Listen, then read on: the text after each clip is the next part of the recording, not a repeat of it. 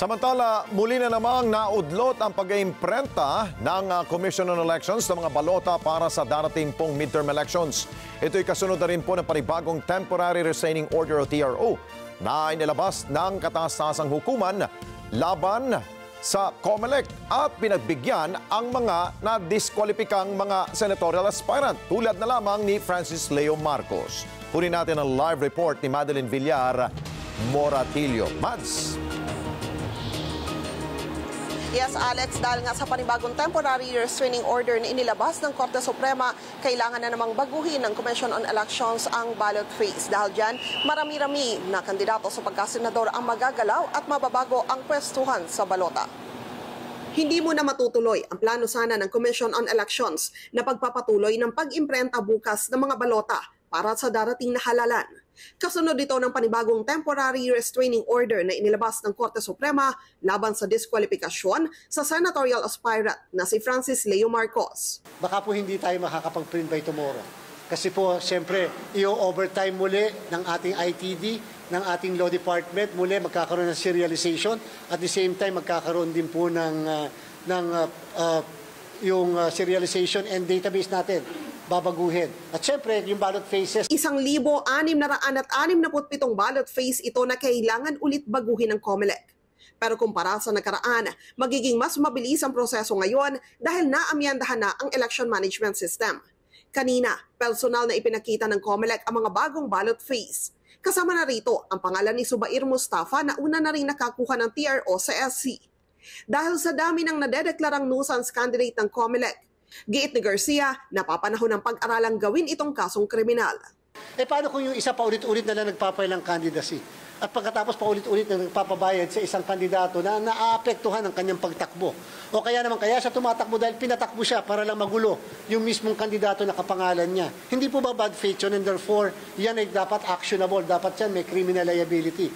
Sa pamamagitan nito, matuturuan aniya ng leksyon ng mga ito at hindi gagawing katawa-tawa ang proseso ng halalan. Kahit hindi pagkakakulong, kahit man lang po fine. Para sa 2025 elections, 117 aspirante sa pagkasenador ang una nang idineklarang nuisance ng COMELEC. 17 naman sa pagkakongresista at 77 naman ang lokal na kandidato. Para mas mapabilis ang printing ng mga balota, gagamitin na ng COMELEC ang mga makina ng National Printing Office. Kung sakali, 1,2 milyong balota ang kakayanin nilang maimprenta kada araw. Umaasang COMELEC na maaabot ang target na April 14 deadline para matapos ang pag-imprenta ng balota. Dapat mga 2 linggo bago mag-eleksyon na distribute na ng COMELEC ang lahat ng election paraphernalia sa ating sa buong Pilipinas. Bakit?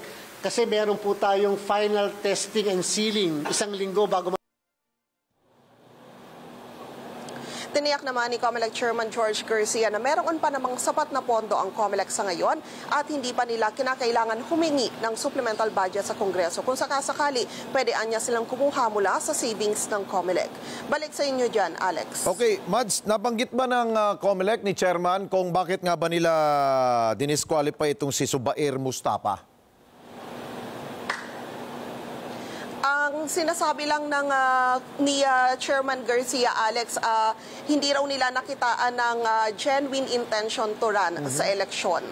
Kasi sabi niya, hindi naman daw lahat, bagamat kasi si Mustafa meron siyang partido na kinaaniban, hindi naman daw lahat ng merong partido talagang makikita mo na may talagang intensyon na sumabak sa eleksyon. Tiniyak rin niya na walang diskriminasyon na nangyari nang ideklara siya na isang nuisance candidate.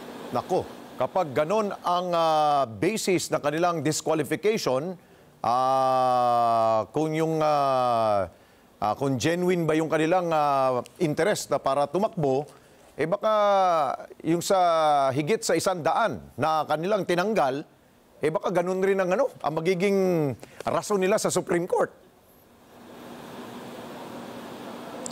So antabayanan natin, Alex, kasi sa pagkakaalam natin, mayroong 25 national at local candidates para sa 2025 na naigdeklarang nuisance ng COMELEC at yung iba ay nadiskwalipika yung naghain ng petisyon sa Korte Suprema. So antabayanan natin sa mga darating na linggo kung may ilalabas pa na panibagong TRO yung Korte Suprema dahil hindi rin matiyak ng COMELEC kung sino-sino pa sa mga national candidates o national aspirants yung naghain ng petisyon sa Korte Suprema. Okay, Mads, yung number 47, kay ano ba to dati? Kay dating Governor Chavit Singson, kaya binigay kay Mustafa, yung number 47?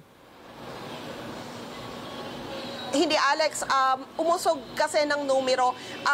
Number, kung hindi ako nagkakamali, parang nasa medyo mas mataas pa na number si dating Governor Singson. Inilagay si Mustafa doon sa dulo ng letter M.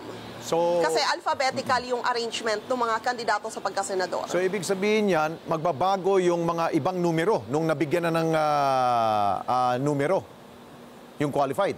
Tama ba? Tama ka dyan. Oo, marami-rami ngayon, Alex, yung mababago kapag ipinasok si Francis Leo Marcos. Nasa bilang natin kanina, nasa 28 kandidato itong mauusog dahil mula ito kay Senator Amy mababago hanggang sa dulo na yan.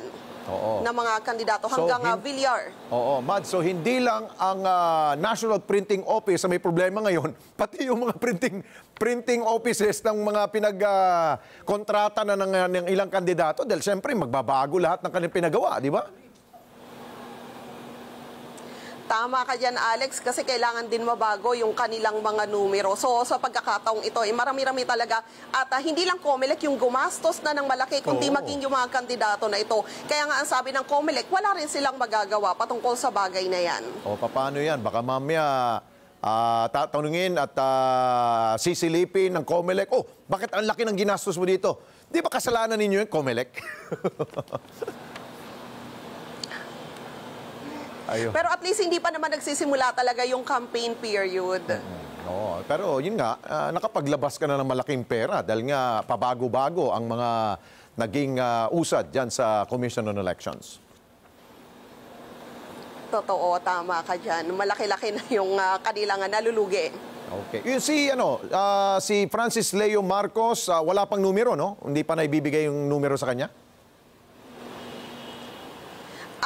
Ilalagay, sabi ni Chairman Garcia, posibleng ilagay siya sa itaas ni Senator Amy. Oo. Okay. Dahil nga alphabetical, no? Hindi ko anong number, oo. Pero nasa number 40 plus, oo. Okay. Sige. Maraming salamat sa iyo, Madeline Villar Moratillo. Mata natin dyan sa COMELEC. Thank you. Maraming salamat sa inyo pong pagsubaybay sa Mata ng Agila Primetime. Para malaman ang matatag, matapang at matapat na mga balita, i-follow lamang at mag-subscribe sa AtNet25 TV.